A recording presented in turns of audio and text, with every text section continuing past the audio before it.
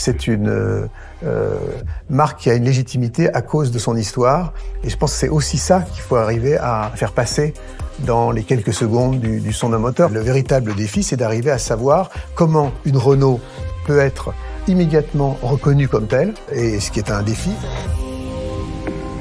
Mon premier geste, ça a été de fouiller dans des textures qui m'appartiennent. C'est-à-dire, plutôt que de partir de zéro, c'est finalement partir de l'histoire de Renault et partir de ma propre histoire, de pouvoir mélanger nos ADN. Il nous paraissait à tous un bon départ.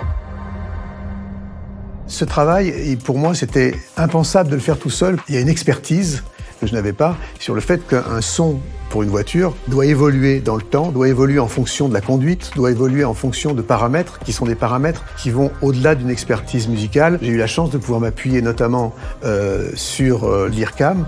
Moi, j'apporte des sons aux ingénieurs de l'IRCAM. Ensuite, eux ont des algorithmes qui vont permettre, à partir de cette matière sonore, de pouvoir justement la faire évoluer.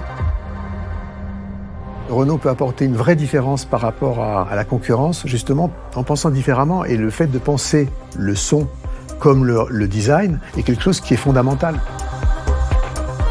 Une des premières musiques que j'ai faites dans ma vie, c'était un spot pour Renault. Finalement, j'ai l'impression d'être revenu à la maison d'une certaine manière.